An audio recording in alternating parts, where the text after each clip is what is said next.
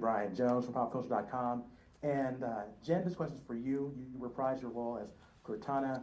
You've done it so many times in the video game series, but what's the biggest difference you've noticed between the TV series and the video game series? Yeah, the character's in a different place in her journey, for sure. And we're going to see a different part of her relationship with Master Chief, more the building blocks, right, of that relationship that we haven't seen before. So that was new for me. And also, because we get to know the Master Chief in a different sort of way in this show, a little more intimately, I get to experience the same experiences he's having, which is different for my character. And that was a lot of fun. It was a little more intimate. And so that was a difference for me. Technically, it was similar. It was, slightly more challenges, but that would be the biggest difference, I think. Stacy? Hi, Stacey Henley, the gamer. A few of the interviews you've had so far, the people have mentioned this Halo boot camp. I was just wondering if you could give us some details as to what exactly a Halo boot camp is. We were lame. I didn't get the Halo boot camp at all. My Halo boot camp lasted for 20 years before I got That's here. the real boot camp. But no, I think the Halo boot camp more refers to the Spartans. All just training, lifting weights, bruh. Yeah. Yeah, that's kind of figuring out how to deal with weapons. I joined them for a few, but no. I just decided to opt for something a little bit calmer and chiller, but that's what the Halo boot camp is. It's just getting them in freaking shape, the Spartans. They are working all the time when they're not on set. They are working out constantly. It is their other job. All of them are doing that. So I think that is a big part of their job, for them as well. Absolutely. Whereas I am reading a lot of books when I'm not on set and taking walks. So yeah, it's slightly different. Jamie? So for both of you, what did you find to be the easiest part to connect with and the most difficult part to connect with character-wise?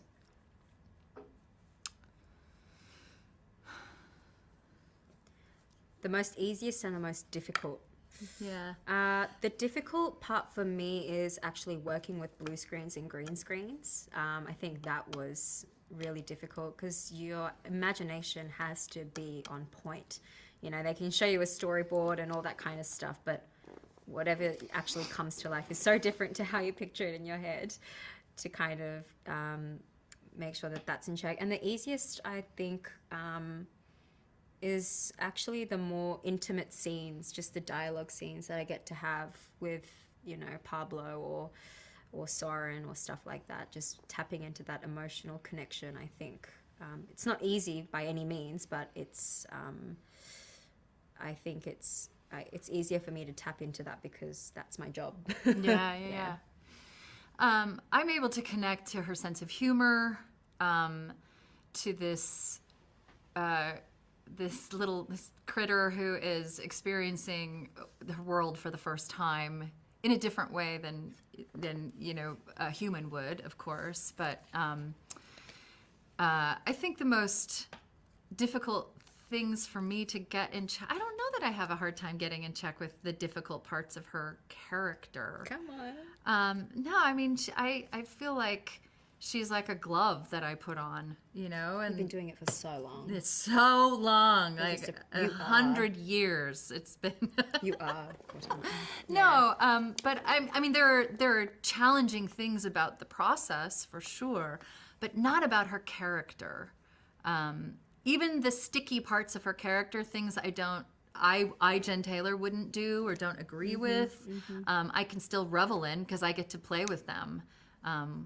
So, those are the fun things, right? For me. Yeah. Fair enough. Thank you. Yeah. Thank you. Donovan? Hey, it's Donovan Erskine with Shack News. Jen, I'm curious, with you having such a strong understanding of not only Cortana, but Dr. Halsey, playing them both for so many years, did you have any creative input on how they were portrayed or brought to life for the series? Not in like the script or the creation of anything like that. No. I was able to have moments. I was able to have a few moments on set where I would say, I don't know if she would say it like that. Can we look for a different way for her to say something, or a different way to express an emotion? That was sort of the ability that I felt I had. But I mean, the script was already, was solid by the time I got there, by the time I got involved. So yeah, so I didn't have input in that way. Gary? Hello, Gary Katigue from ComicCon.com. Hi, Gary. My question is, hello, for Yerin. Yes. When we first meet Quan, she is portrayed as a dreamer and has hopes of seeing the galaxy. Now that she has that opportunity, can you discuss how her worldly view changes based off of her experiences? Yeah, for sure. Well, I think at the beginning we see her, she doesn't understand where her father's coming from and his mission and why he's doing what he's doing. And in a way, I think she was a little bit selfish and self-centered, and she only kind of thought about what she wanted and not what her father was doing for the greater good. And then later when we see her actually being able to witness the galaxy and everything around her for the first time, I think her purpose has really shifted, and it's not about experiencing the outer world. It's actually about finding what her inner purpose, who she is. I think that's what she actually finds. It's not about what's out there. It's about what's in here. I think that's the shift that happens. What you learn when you get what you ask for. Yeah. Thank you. Thanks. Gig? This question is for Yerin. Being a new character in this video game screen series, do you feel relieved that you're a new character because you don't have like the rich history like everybody else, or you don't have to play the video game? You just mold this character to whatever you like. Yes, I am actually glad that was me, because I think if I was to play anyone with like Miranda Keys or something like that, knowing my personality, I think I would just go into a panic attack and just like freak out. But being able to have the creative freedom and just kind of sit with it and kind of mold her into who I want her to be and how I want her to be portrayed, that gave me a lot less pressure. And I already put a lot of pressure on myself, trust me. But like, she's being able to have those conversations with the producer and to see their vision of Quan and who they want her to be for this storyline, that was really special for me, and was creatively very fulfilling. Yeah. Thank you. Thanks. Brian? Hey, Brian Jones again. This question also for Yerin. Quan, in the series, Quan is just a survivor. But what made you want to take on this role of Quan?